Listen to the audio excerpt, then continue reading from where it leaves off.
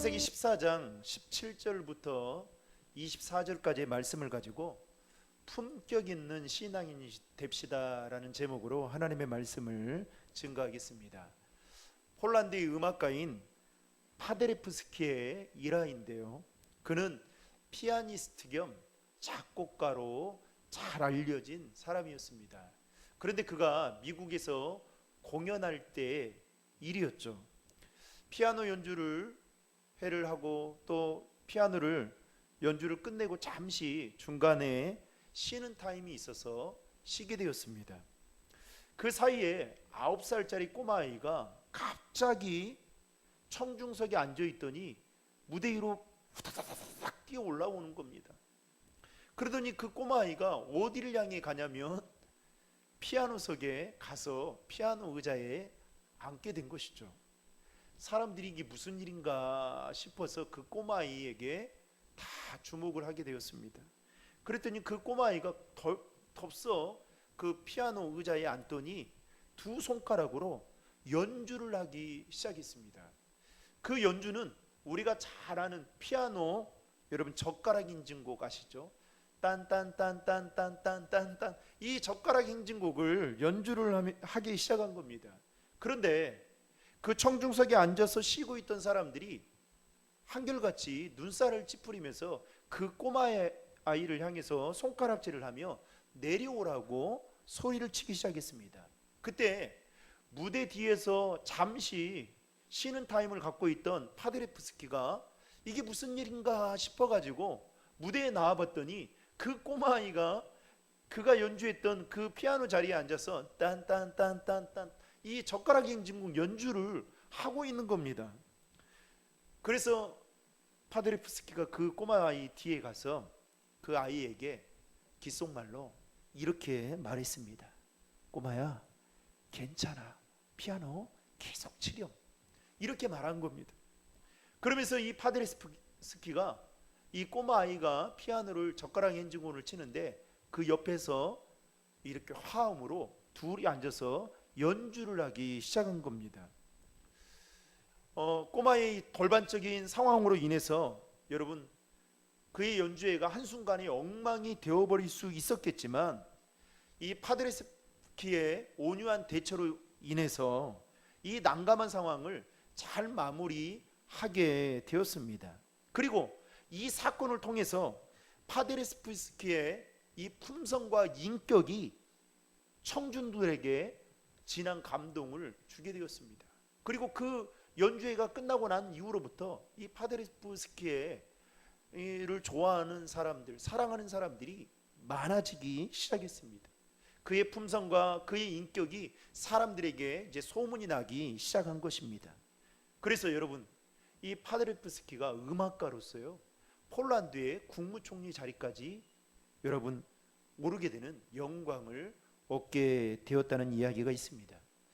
여러분 이 이야기를 들으면서 여러분은 어떤 생각과 마음이 드셨습니까?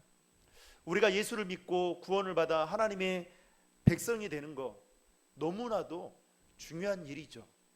그러나 정작 우리의 삶의 모습이 신앙인으로서의 품격을 제대로 보여주지 못해서 하나님의 영광을 가리운다거나 아니면 주변의 사람들로부터 여러분 인정을 받지 못한다고 한다면 이 시간 우리 자신을 돌아볼 필요가 있지 않나라는 생각을 문득 갖게 되었습니다. 여러분 지난주에 제가 이 말씀을 준비하면서 되게 마음이 사실 불편했거든요. 그리고 이 말씀을 전해야 될까 말아야 될까라는 고민에 빠졌던 이유가 지난주 사건이었습니다. 지난주에 여러분 잘 알다시피 이 마이크가 제대로 나오지 않게 됐죠. 도대체 원인을 찾아도 찾을 수 없는 상황이었습니다. 그래서 일부 때는 육성으로 설교를 하게 되었고 2부 때는 어떻게 해서 정말 좋은 음향이 아닌 그냥 소리가 들려진다라는 생각으로 힘겹게 설교를 했습니다. 여러분은 어떻게 들으셨는지 모르겠습니다. 그러는데 그 과정 속에서 원인을 찾아야 되는데 원인을 못 찾는 겁니다. 그런데 우리 뒤에 백전사님이나 최전사님이 나름대로 본인들이 알고 있는 그 상식선에서 빨리 이걸 대안을 찾아야 된다고 생각을 하고 했는데 결국 못 찾았어요. 근데 그 순간 제가 목회자에게 있어서 마이크는 소중하잖아요. 저는 그렇게 생각했어요. 그래서 제 마음이 너무너무 답답한 거예요. 어떤 생각이 들었냐면 교육자들이 일찍 나와서 이 마이크 하나 좀 점검 좀 못했냐라는 생각이 들면서 제 마음속에 이 원망과 이 불평이 생긴 거예요. 그러면서 우리 전사님한테 나와보시라고, 전사님 나와보세요 했는데 그게 계속 집에 가서 밟히는 겁니다. 그리고 이 말씀을 읽는데 이 말씀을 나에게 주시는 말씀이다라는 생각이 드니까 못 전하겠는 거예요. 그래서 사실 오늘 여러분들에게 말씀을 전하지만 어쩌면 이 말씀은 하나님이 저에게 하시는 말씀이 아닌가라는 생각이 드는 거예요. 그래서 이 담임 목사로서의 이 품격, 그걸 완전히 지난주에는 잃어버리지 않았나라는 생각이 들었는데요. 여러분, 목사면 뭐합니까? 품격을 잃은다면 목사가 무슨 소용이 있겠냐라는 거죠. 반대로 여러분, 우리가 구원받은 하나님의 백성인들, 여러분 백성으로서의 그 품격을 잃어버린다면 내가 신앙생활을 10년 했든 20년 했든 그게 무슨 소용이 있겠느냐라는 생각이 문득 들면서 오늘 말씀을 준비하게 되었습니다. 오늘 우리는 본문을 통해서 품격 있는 한 사람을 만나게 될 것입니다. 이 사람은 우리가 잘 알고 있는 아브라함입니다. 여러분, 오늘 말씀을 살펴보기 이전에 앞서 나온 내용의 말씀은 이런 내용입니다. 사해 주변에 소돔왕을 비롯한 5개의 나라가 엘람왕 그돌라오메에게 무려 12년 동안을 조공을 바쳤습니다. 그리고 13년이 되던 해에 이제 사해 주변에 있던 소돔왕을 비롯한 5개의 나라의 왕들이 반역을 일으키게 됩니다. 그러면서 조공 바치는 것을 이제 하지 않겠다라고 선전포고를 하게 되죠. 그때 이 엘람왕 그돌라오멜이 이 소식을 듣고 어떤 마음이 들었을까요? 안 되겠다라는 생각이 들어서 그 주변에 있는 4개의 나라와 조약을 맺습니다. 그리고 이 5개의 사해 주변에 있는 5개 나라를 이제 침공하게 됩니다. 그러면서 전쟁에서 승리를 하게 되죠. 그리고 그돌라오멜 연합군들이 전쟁에서 승리를 하니까 어떻게 되겠어요? 그 전쟁에서 패한 그 나라들의 그 재산과 또 양식들을 다 약탈해 갑니다. 심지어는 일부를 포로로 잡아가는데 그때 소돔에 살고 있던 아브라함의 조카였던 누가 있었냐? 롯과 그의 가족들이 거기에 살고 있었는데 포로로 다 끌려가게 됩니다. 아브라함이 자신의 조카 롯과 그의 가족들이 끌려갔다라는 말을 듣게 된 것입니다. 그래서 오늘 본문에 보면 자신의 집에서 훈련을 시키고 있던 318명의 군사들을 이끌고 이제 그돌라오멜의 연합군의 뒤를 쫓아가게 되고 거기에서 전쟁을 하게 되어서 조카 롯과 포로로 끌려갔던 모든 사람들을 그리고 재산까지 다 되찾아오게 되었다라는 내용이 오늘 우리가 읽었던 본문의 앞에 내용들입니다. 그리고 이어서 오늘 본문의 내용은 무엇이냐? 아브라함이 그돌라오멜 연합군과의 승리를 하고 돌아오게 되는데 그때 2사람이 아브라함을 영접하러 나오게 됩니다. 한 사람은 소돔왕 베라였고, 베라 여러분 생각나시죠? 베스킨 라빈스의 약자 베라였고, 또 다른 한 사람은 살레망 멜기세덱이었습니다. 그런데 이 살레망 멜기세덱에 대해서 가리키기를 본문 18절에 뭐라고 설명하냐면 지극히 높으신 하나님의 제사장이다 라고 소개하고 있죠.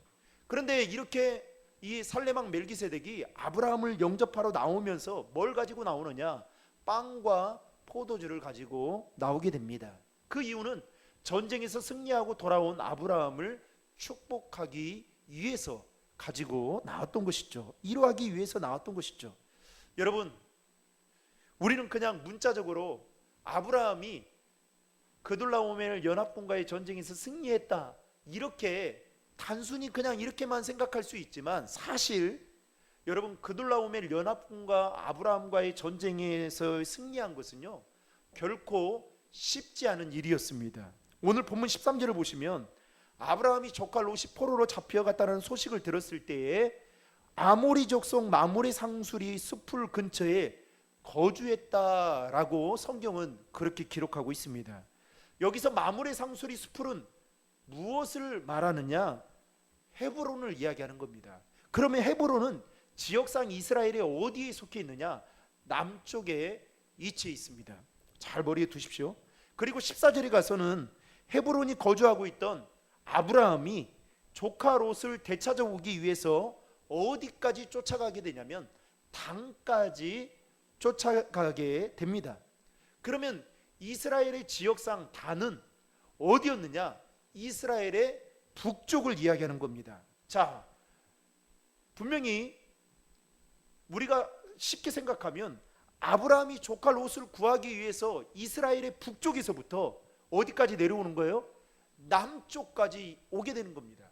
그러니까 한마디로 말하면 위에서부터 지방 끝에리 부산까지 내려온다라고 생각하면 딱 맞는 겁니다. 이 거리가요 주석에 보니까 무려 240km입니다. 그러니까 제가 살고 있는 이 신도림 중앙교회에서 전주까지가 180km 아니면 뭐 200km 그 사이 되거든요. 훨씬 밑에까지 지금 내려가는 거죠. 아마 강주까지 가지 않을까라는 생각이 드는데요. 그러니까 800리 정도 된다는 거예요. 800리 정. 다시 말하면 아브라함이 자신의 조카 롯과 그의 가족들 그리고 포로로 끌려갔던 그 사람들을 되찾아오기 위해서 무려 여러분 걸어가면요 1달 정도 되는 그 거리를 걸어가서 전쟁에서 승리해서 다시 돌아오게 되었다는 것입니다. 여러분 군대에 가보신 분들은 다 아시겠지만 제일 힘든 훈련 중에 하나가 뭐예요? 행군입니다. 행군.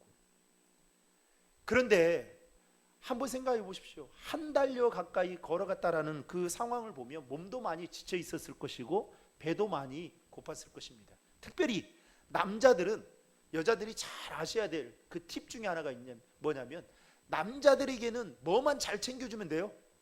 남자들이 예민하는 것은 항상 이거 뭐예요? 먹는 겁니다. 그래서 집에 어디 가셔도 좋아요. 쇼핑하러 가도 되고 뭐 장 보러 가도 돼요. 몇 시간 가도 돼요. 먹을 것만 놔두면 찾지를 않습니다. 전화하지 않아요. 그런데 아브라함 한번 생각해 보십시오. 이 318명의 군사들을 이끌고 여러분 장장 1달여 시간 동안 걸어갔다라고 생각할 때에 얼마나 여러분 몸과 마음이 지쳤을 뿐만 아니라 예민한 상태였을까요? 그런데 살레망 멜기세덱은 그런 상황을 잘 파악을 했던 겁니다. 그래서 그들이 먹을 수 있는 떡과 포도주를 가지고 빵과 포도주를 가지고 아브라함 일행을 맞으러 나왔던 것입니다. 그러니 아브라함과 그의 일행들이 그걸 봤을 때 얼마나 여러분 좋았겠어요. 그렇죠? 그리고 하나님의 이름으로 아브라함을 축복하는데 그 이유는 하나님께서 아브라함을 이기게 하셔서 전쟁에서 이길 수 있었던 것뿐만 아니라 자신의 목숨을 걸고 자신의 조카와 또 가족들과 심지어는 포로들까지 다 되찾아오고 재산을 다시 되찾아왔다라는 것을 감사해서 살레망 멜기세덱이 축복을 하게 됩니다. 아브라함이 그 축복을 받고 나서 얼마나 고맙고 감사했던지 오늘 성경에 보면 10분의 1을 멜기세덱에게 바쳤다. 전쟁에서 얻은 것 가운데 10분의 1을 멜기세덱에게 주었다라고 성경은 그렇게 이야기하고 있죠. 그런데 살레망 멜기세덱과는 다르게 오늘 소도망은 누구라고 했어요? 베라 아시죠? 베라 머리에 넣으십시오. 베라는 아무것도 가지고 오지 않았다는 것입니다. 그리고 그는 아브라함에게 와서 뭐라고 말을 하냐면 21절에 보시면 이렇게 말합니다. 백성들은 내게 돌려주고 물건들은 그대가 가져가시오. 마치 소도망은 아브라함에게 선심이나 쓰듯이 노량물을 주겠다라고 지금 말을 하고 있는 것입니다. 여러분 당시 관습은요 전쟁에서 승리한 사람이 전리품을 다 가져가게 되었습니다. 그래서 그 전리품을 누구에게 어떻게 나눠줄 것인지는 누구의 소관이었냐면 전쟁을 이끌었던 사람의 소관이었습니다. 그러니까 여러분, 이 말은 곧 무엇을 말합니까? 소돔왕 베라가 이렇게 말할 필요가 없다라는 것이죠. 그런데 마치 자신이 전쟁에서 승리하고 모든 노략물을 다 치어온 것처럼 지금 선심을 쓰듯이 아브라함에게 말을 하고 있다라는 겁니다. 그래서 내가 너에게 준다라는 식으로 지금 말을 하고 있는 것이죠. 여러분, 여기에는 소돔왕 베라의 속셈이 있었습니다. 그 속셈은 소돔 왕이 성으로 돌아가게 되면 포로로 잡혀서 이끌고 들어오게 될 때에 소돔성의 사람들이 뭘 볼까요? 이거 주변 소돔 왕이 전쟁에서 이기고 온 것처럼 생각을 할 수 있었겠죠. 또 만에 하나 누군가가 자신에게 물어보면, 아니 왕이시여, 지금 노략물이 어디 있습니까? 라고 할 때에 소돔 왕이 뭐라고 이야기하냐면, 내가 다 아브라함에게 주었다 라고 이야기하면 사람들이 소돔 왕을 어떻게 생각할까요? 이 사람 진짜 칭송받아야 할 사람이구나, 품격이 있는, 품위가 있는 왕이구나 라고 칭송을 받을 만한 그런 속셈을 가지고 있었던 것입니다. 이 소돔 왕 베라의 속셈을 아브라함이 다 간파하고 꿰뚫고 있었던 것이죠. 그래서 아브라함은 자신의 노략물 중 그 어느 것 하나도 어떻게 말합니까? 가져가지 않겠습니다 라고 오늘 본문 23절에 말을 하는데요, 우리 23절의 말씀을 같이 한번 읽겠습니다. 시작. 왕께 속한 것은 실 한 오락이나 신발끈 하나라도 받지 않겠습니다. 왕께서 내가 아브라함을 부자로 만들었다라고 말하지 못하게 말합니다. 지금 소돔왕 계략은 내가 아브라함에게 노략물을 주어서 아브라함이 그렇게 부자가 되었다라는 것을 뭐 하고 싶은 거예요? 드러내고 싶었던 것입니다. 사랑하는 성도 여러분, 혹시 여러분이 여러분의 입장에서 소돔왕의 속셈을 알게 되었다면 여러분은 어떻게 행동을 하시겠습니까? 어쨌든 아브라함은 오늘 뭐라고 말하냐? 실 한 오락이나 신발끈 하나도 받지 않겠습니다 라고 말을 하고 있다는 것이죠. 여러분, 이렇게 말을 한다는 것은요, 정말 쉬운 일이 아닙니다. 그런데 아브라함은 이것으로 인해서 자신의 자존심을 떨어뜨리거나 버리거나 아니면 하나님의 백성으로서의 그 품격을 떨어뜨리고 싶지 않았던 것입니다. 그렇다면 아브라함이 신앙인으로서의 그 품격을 지켜나갈 수 있었던 것은 무엇 때문이었을까? 오늘 몇 가지로 말씀을 나누고자 합니다. 첫 번째로, 아브라함에게는 희생하는 마음이 있었기 때문입니다. 여러분, 사해 주변에 있는 나라들이 엘라만 그돌라오멜 연합군과의 전쟁에서 패배를 하게 되죠. 그러면서 많은 재산을 빼앗기게 되고 조카 롯과 그의 가족들 그리고 이스라엘 백성들이 이제 포로로 끌려가게 되었습니다. 이 소식을 아브라함이 듣게 되죠. 그런데 아브라함이 이 소식을 듣고 끝났던 것이 아니라, 그래 어쩔 수 없지 이렇게 말했던 것이 아니라, 자신이 목숨이 이태로울 수 있고 또 자신이 데리고 간 그 자신의 집에서 훈련시켰던 318명의 군사들이 여러분 전쟁터에 나가서 어떻게 돼요? 죽을 수도 있는 그런 상황이었지만 그럼에도 불구하고 그가 전쟁터에 나갈 수 있었던 것은 아브라함에게는 어떤 마음이 있었느냐? 희생하는 마음이 있었기 때문입니다. 여러분, 정치인들을, 저는 정치 이야기하는 거 별로 좋아하지 않는데요, 생각이 있어도 말하지 않습니다. 또 교회는, 목사는 정치 이야기를 하는 게 주가 아니라고 생각합니다. 그래서 앞으로 평생 정치 이야기는 안 할 겁니다. 그런데 이 정치인들을 여러분 잘 보십시오. 왜 정치인들이 서로 싸웁니까? 싸울 만한 여러 가지 이유들이 각기 있겠죠. 그런데 저는 이런 생각을 하는 거예요. 만약에 정치인들 가운데 나라와 국민들을 위해 희생하는 마음이 있다면 서로의 당이 다르고 서로의 추구하는 가치관이 다르다 할지라도 저는 절대로 싸우지 않을 것이다 라는 생각을 해보게 됩니다. 여러분, 희생하는 마음이 없으면요, 있으면 아브라함처럼 쉽게 양보할 수 있습니다. 신앙생활도 그렇습니다. 희생하는 마음이 있으면 뭐든지 양보할 수 있어요. 그리고 뭐든지 기쁨으로 섬길 수 있습니다. 문제는 희생하는 마음이 없으니까 어떻게 해요? 자꾸만 힘을 주게 되고 자꾸만 남을 의식하게 되고 자꾸만 예민하게 어떠한 말에도 행동을 하게 되는 것입니다. 여러분, 지금 전쟁에서 승리하고 돌아온 이 아브라함에게 있어서 이 소돔왕 베라의 행동은 싸울 만한 충분한 상황이었습니다. 이런 거죠. 지금 318명의 군인들이 이제 전쟁에서 승리하고 돌아갔을 때 여러분, 아브라함의 그 기세 등등함이 여러분 느껴지십니까? 어깨가 뽕이 들어갔겠죠. 그리고 누구든지 이제 내 앞에 무릎을 꿇. 그런데 여러분, 아브라함을 영접하러 온 소돔왕 베라가 마치 선심이나 쓰듯이 이렇게 말을 한 것을 볼 때에 아브라함이 어떤 생각이 들었겠어요? 모르면 넘어가겠지만 속셈을 다 알고 있는데 그냥 여러분 그냥 이거 아니겠어요? 그런데 어떻게 해요? 희생하는 마음이 있으니까 양보하게 되더라는 겁니다. 다 가져가라. 다 가져가십시오. 여러분, 아브라함이 얼마나 부자인지 아십니까? 그 당시에 목자 한 사람이 양을 치는 그 횟수가 30마리, 그리고 보통은 50마리 정도의 양을 친다고 합니다. 그런데 아브라함의 집에서 그 훈련되었던 이 사람들이 38명이란 말이죠. 다 목자들이었거든요. 그러면 여러분 계산해 보십시오. 제가 얼추 계산해 보니까 15,000마리 정도 되는 거예요.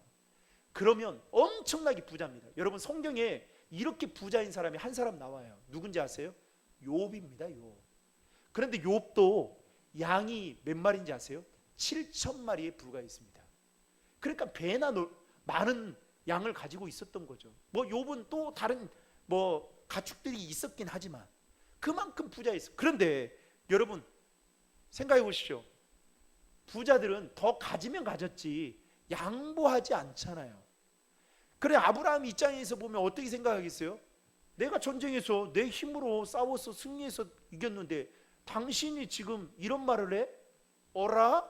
이렇게 생각할 수 있겠죠. 양보는커녕 더 빼앗아 갔겠죠. 그런데 여러분, 아브라함은 그렇게 하지 않았다는 겁니다. 왜요? 희생하는 마음이 있었기 때문이죠.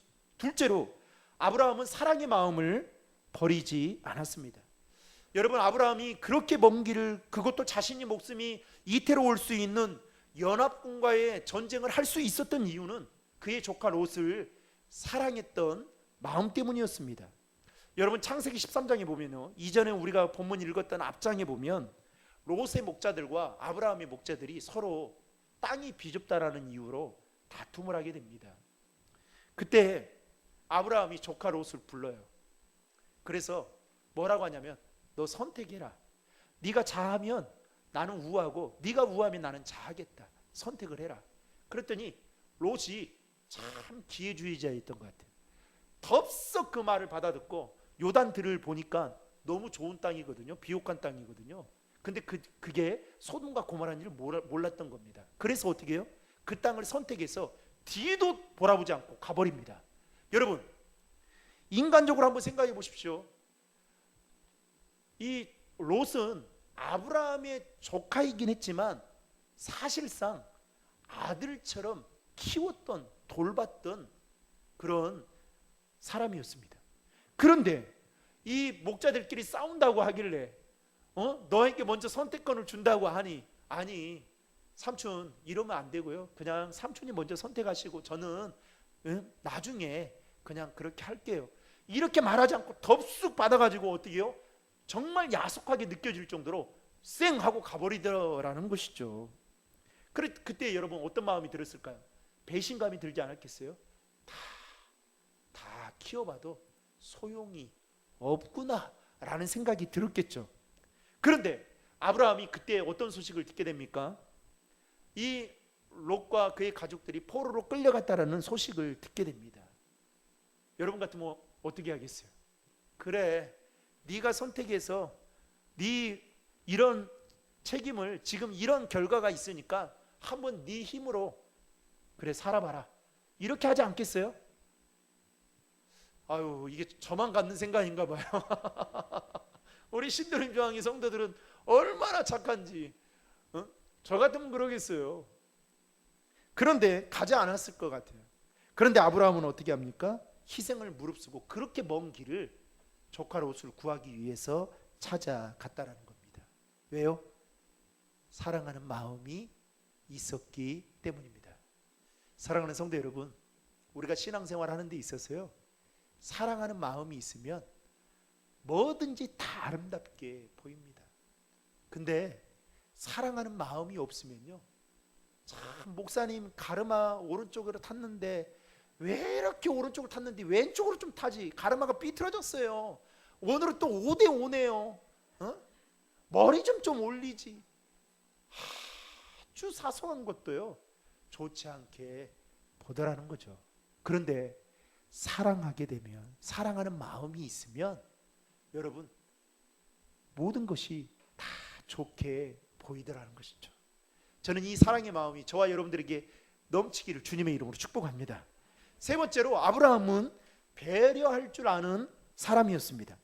아브라함은 소돔왕 베라에게 전리품을 오늘 뭐라고 합니까? 모두 가져가라고 하면서 24절에 보시면, 여러분 24절 말씀을 같이 한번 읽겠습니다. 24절 시작. 다만 젊은이들이 먹은 것과 나와 같이 간 사람들 곧 아넬과 예스골과 마므레의 목 말고는 하나도 받지 않겠습니다. 그들에게는 그들의 몫을 주십시오. 이 말은 곧 아브라함은 지금 무슨 말을 하냐면, 소돔왕 베라여, 나에게 내 몫을 챙겨주지 않아도 좋습니다. 대신 나와 함께 전쟁에 참여한 사람들의 몫은 챙겨 주어야 됩니다. 여러분, 진정으로 따뜻한, 남을 배려하는 따뜻한 마음을 가진 아브라함임을 볼 수 있는 것이죠. 여러분, 오늘날 우리 주변에 보면 정말 아무런 생각 없이 무례하게 행동을 하고 또 남을 배려하지 못하는 그런 무책임한 행동을 하는 사람들을 종종 보게 됩니다. 여러분, 최근에 코로나가 확산되면서 정부에서 특별히 두 가지를 강조했죠. 하나는 마스크 착용을 의무화했으면 좋겠다, 그래서 벌금을 물게 했고, 또 하나는 해외여행을 자제하도록 당부를 했습니다. 그런데 10월 3일 날 어떤 일이 벌어졌냐면, 애교부 장관이었던 강경화 장관의 남편인 이일병 전 연세대 교수가 요트를 구입한다라는 목적으로 해외여행을 나가게 된 사실이 이제 기자들에게 눈에 띄게 된 것입니다. 그래서 큰 논란거리가 됐죠. 특별히 기자들 앞에서 이일병 교수가 했던 그 말이나 행동들은 정말로 공직자의 남편으로서, 또 학생들을 가르치고 학생들에게 본이 되어야 될 이 교수로서의 볼 때에 정말 남을 배려하지 않는 그런 모습이 아니었는가라는 생각이 들었습니다. 그래서 참 마음이 씁쓸했습니다. 어쨌든 여러분, 아브라함이 희생하는 마음이나 사랑의 마음, 그리고 남을 배려하는 마음을 가질 수 있었던 것은 여러분 그 마음 안에 욕심을 버렸기 때문이었습니다. 여러분, 아브라함이 전쟁에서 승리하고 난 이후에 그가 얻은 전쟁의 노략물을 여러분 소돔왕 베라에게 다 내어준다라는 것은 정말 인간적으로 보면 힘든 일이었을 것입니다. 또 아브라함은 이 전쟁을 통해서 얻은 노략물을 뭐라고 해요? 당연히 이것은 내 것이다 라고 주장을 할 수도 있었고, 또 내가 어떻게 해서 얻은 노력의 결과물인데, 산물인데 쉽게 포기하지 못했을 것입니다. 그런데도 아브라함이 이렇게 할 수 있었던 것은 실 한 오락이나 신발끈조차 내가 가져가지 않겠다라고 말할 수 있었던 것은 무엇 때문이었냐? 욕심을 버렸기 때문입니다. 여러분, 욕심을 버리니까 재물에 대해서 자유로워질 수가 있고, 욕심을 버리게 되니까 하나님을 믿는 자로서의 품격을 유지해 갈 수 있다라는 것입니다. 여러분, 한국교회가 이 짧은 기간 동안 이렇게 부흥할 수 있었던 것은 전 세계적으로 여러분 찾아볼 수 없는 정말 놀라운 일입니다. 그런데 저는 여기서 한번 이렇게 짚고 넘어가 보자라는 것이죠. 아니, 이렇게 질문해 보았으면 좋겠습니다. 오늘날 우리가 살고 있는 이 사회에서 교회가 교회로서의 품위를 얼마나 갖추고 있는 것을 보여주고 있는지, 또 성도들은 세상 사람들이 바라볼 때에 존경하고 인정할 만한 품격을 제대로 갖추고 살아가고 있는지, 특별히 세상에서 빛과 소금으로 살아가야 된다라고 말하는 목회자는 정말 품격을 갖추고 목회의 현장에서 최선을 다하고 있는지. 그래서 제가요, 지난주 그 일을 생각하면 정말 마음이 좋지가 않았어요. 그래서 오늘 아침까지도 하나님, 참 제가 예민하지 못할 거에 그렇게 예민해서 하나님 죄송합니다, 그렇게 기도하고 섰는데요. 여러분, 오늘날 교회 안에 일어나는 많은 갈등과 다툼, 분열의 근본적인 원인 중에 하나는 뭔지 아십니까? 바로 욕심을 버리지 못했기 때문입니다. 목사는 목사로서의 욕심을 버리지 못하는 거예요. 그러니까 세습을 하게 되고, 그러니까 세상에서 세상적인 가치관으로 바라볼 때에 통하지도 않는 그 상식적인 일도 교회 안에서는 버젓이 일어나는 그 일은 다 욕심 때문입니다. 또한 성도들은 어떻게 해요? 자신들의 이권과 또 욕심 때문에 서로 싸우고 또 다투는 일들이 일어나게 되는 것이죠. 이 말은 곧 교회는 교회답게, 성도는 성도답게 품격의 모습을 보여주지 못한다라는 것입니다. 사랑하는 성도 여러분, 우리 안에 있는 욕심을 다 버릴 수는 없다 할지라도, 또 우리는 예수님처럼 살 수는 없다 할지라도, 여러분, 우리가 최소한의 신앙인으로서의 여러분 자존심과 품격을 가지고 살아가야 되지 않겠습니까? 사랑하는 성도 여러분, 욕심을 포기하지 못하면 절대로 희생할 수 없습니다. 욕심을 포기하지 못하면 절대로 사랑을 베풀 수 없습니다. 욕심을 포기하지 못하면 절대로 주변의 사람들에게 대한 배려를 할 수 없다라는 것입니다. 사랑하는 신도림 중앙의 성도 여러분, 이번 한 주간도 아브라함과 같은 믿음을 가지고 품격 있는 신앙인으로서의 삶을 멋지게 살아감을 통해서 하나님께 영광 돌리는 저와 여러분 모두가 될 수 있기를 주님의 이름으로 축원합니다.